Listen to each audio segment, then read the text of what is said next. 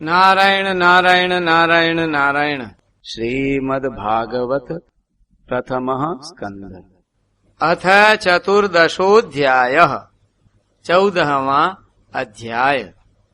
अपशकुन देख कर महाराज युधिष्ठिर का शंका करना और अर्जुन का द्वारका से लौटना। सूत जी कहते हैं, स्वजनों से मिलने और पुण्य श्लोक भगवान श्री कृष्ण अब क्या करना चाहते हैं ये जानने के लिए अर्जुन द्वारका गए हुए थे। कई महीने बीत जाने पर भी अर्जुन वहां से लौटकर नहीं आए। धर्मराज युधिष्ठिर को बड़े भयंकर अपशकुन दिखने लगे। उन्होंने देखा काल की गति बड़ी विकट हो गई है। जिस समय जो ऋतु होनी चाहिए उस समय वह नहीं होती और उनकी क्रियाएं भी उल्टी ही होती हैं। लोग बड़े क्रोधी, लोभी और असत्य परायण हो गए हैं। अपने जीवन निर्वाह के लिए लोग पापपूर्ण व्यापार करने लगे हैं। सारा व्यवहार कपट से भरा हुआ होता है। यहाँ तक कि मित्रता में भी छल मिला रहता है। पिता माता, सगे संबंधी, भाई और पति पत्नी में भी झगड़ा टंटा रहने लगा है। ये कलिकाल के आ जाने से लोगों का स्वभाव ही लोभ, दंभ आदि अधर्म से अभिभूत हो गया है और प्रकृति में भी अत्यंत अरिष्ट सूचक अपशकुन होने लगे हैं। यह सब देखकर युधिष्ठिर ने अपने छोटे भाई भीमसेन से कहा।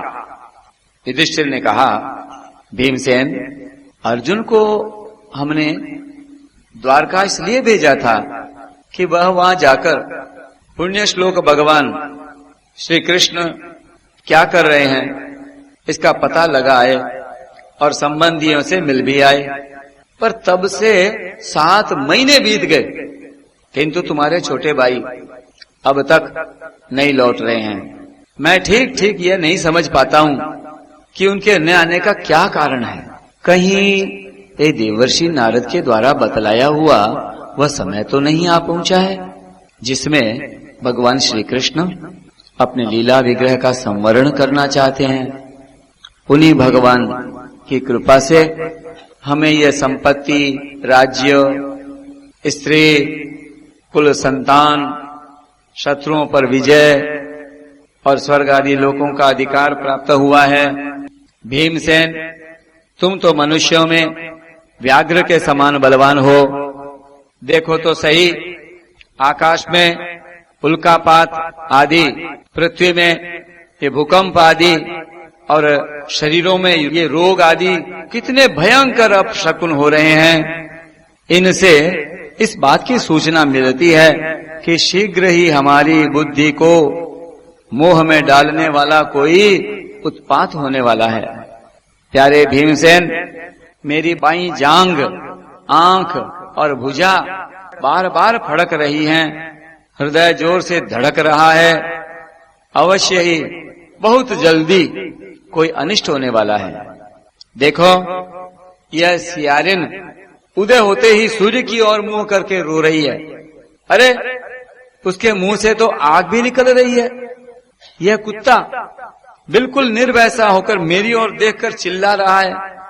भीमसेन, गौ आदि अच्छे पशु मुझे अपने बाएं करके जाते हैं और गधे आदि बुरे पशु मुझे अपने दाहिने कर देते हैं।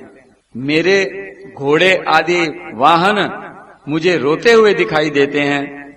यह मृत्यु का दूत पेडुखी, उल्लू और उसका प्रतिपक्षी कौआ ये रात को अपने कर्ण कठोर शब्दों से मेरे मन को कंपाते हुए विश्व को सूना कर देना चाहते हैं। दिशाएं धुंधली हो गई हैं। सूर्य और चंद्रमा के चारों ओर बार बार मंडल बैठते हैं। यह पृथ्वी पहाड़ों के साथ कांप उठती है। बादल बड़े जोर जोर से गरजते हैं और जहां तहां बिजली भी गिरती ही रहती है। शरीर को छेदने वाली एवं धूली वर्षा से अंधकार फैलाने वाली आंधी चलने लगी है। बादल बड़ा डरावना दृश्य उपस्थित करके सब और खून बरसाते हैं। देखो, सूर्य की प्रभा मंद पड़ गई है। आकाश में ग्रह परस्पर टकराया करते हैं। भूतों की घनी भीड़ में पृथ्वी और अंतरिक्ष में आग सी लगी हुई है। नदी, नद, तालाब और लोगों के मन क्षुब्ध हो रहे हैं। घी से आग नहीं जलती। यह भयंकर काल न जाने क्या करेगा। बछड़े दूध नहीं पीते, गौएं दूहने नहीं देती। गौशाला में गौएं आंसू बहा बहा कर रो रही हैं। बैल भी उदास हो रहे हैं। देवताओं की मूर्तियां रो सी रही हैं। उनमें से पसीना चूने लगा है और वे हिलती डोलती भी हैं। भाई, ये देश, गांव, शहर, बगीचे, खाने और आश्रम श्रीहीन और आनंद रहित हो गए हैं। पता नहीं ये हमारे किस दुख की सूचना दे रहे हैं। इन बड़े बड़े उत्पातों को देखकर मैं तो ऐसा समझता हूं कि निश्चय ही यह भाग्यहीना भूमि भगवान के उन चरण कमलों से, जिनका सौंदर्य तथा जिनके ध्वजा, वज्र, अंकुश आदि विलक्षण चिन्ह और किसी में भी कहीं भी नहीं है, तो रहित हो गई हैं। बोलिए भक्तवत्सल भगवान की जय।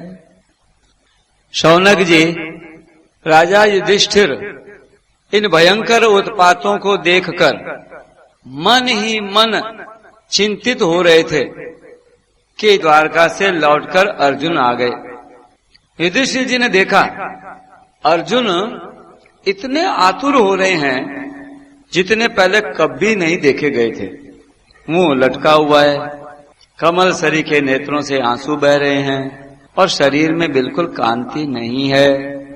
उनको इस रूप में अपने चरणों में पड़ा देखकर युधिष्ठिर घबरा गए।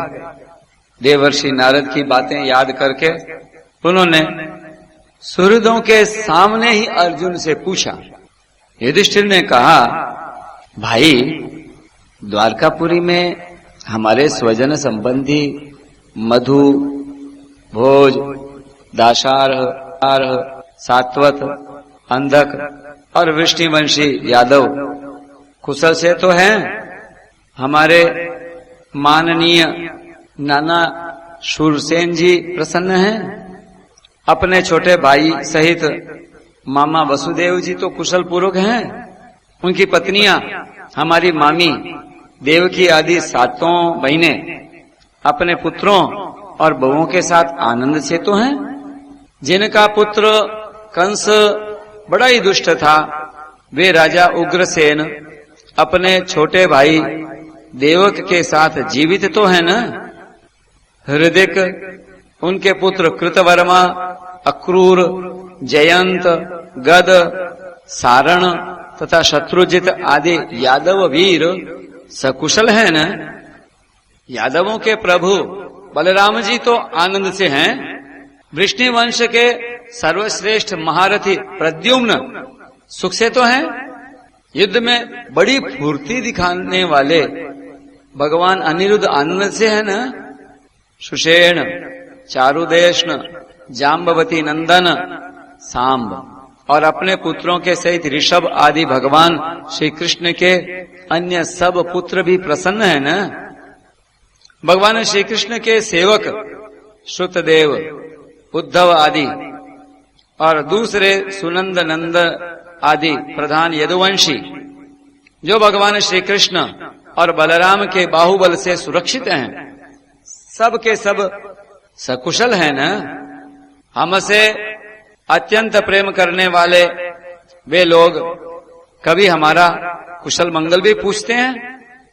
भक्तवत्सल ब्राह्मण भक्त भगवान श्री कृष्ण अपने स्वजनों के साथ द्वारका की सुधर्मा सभा में सुख पूर्वक विराजते हैं ना, वे आदि पुरुष बलराम जी के साथ संसार के परम मंगल, परम कल्याण और उन्नति के लिए यदुवंश रूप क्षीर सागर में विराजमान हैं। उन्हीं के बाहुबल से सुरक्षित द्वारकापुरी में यदुवंशी लोग सारे संसार के द्वारा सम्मानित होकर बड़े आनंद से विष्णु भगवान के पार्षदों के समान विहार कर रहे हैं।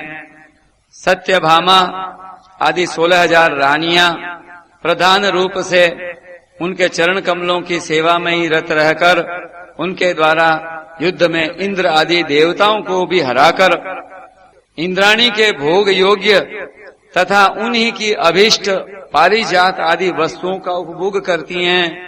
यदुवंशी वीर श्री कृष्ण के बाहुदंड के प्रभाव से सुरक्षित रहकर निर्भय रहते हैं और बलपूर्वक लाई हुई बड़े बड़े देवताओं के बैठने योग्य ये सुधर्मा सभा को अपने चरणों से आक्रांत करते हैं। भाई अर्जुन, यह भी बताओ कि तुम स्वयं तो कुशल से हो ना, मुझे तुम श्रीहीन से दिख रहे हो, वहां बहुत दिनों तक रहे, कहीं तुम्हारे सम्मान में तो किसी प्रकार की कमी नहीं हुई? किसी ने तुम्हारा अपमान तो नहीं कर दिया? कहीं किसी ने दुर्भावपूर्ण अमंगल शब्द आदि के द्वारा तुम्हारा चित्त तो नहीं दुखाया?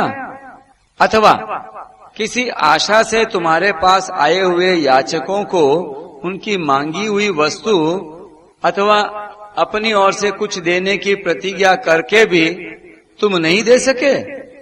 तुम सदा शरणागतों की रक्षा करते आए हो और कहीं किसी भी ब्राह्मण, बालक, गौ, बूढ़े, रोगी, अबला अथवा अन्य किसी प्राणी का जो तुम्हारी शरण में आया हो तुमने त्याग तो नहीं कर दिया? कहीं तुमने अगम्या स्त्री से समागम तो नहीं किया? अथवा गमन करने योग्य स्त्री के साथ असत्कार पूर्वक समागम तो नहीं किया?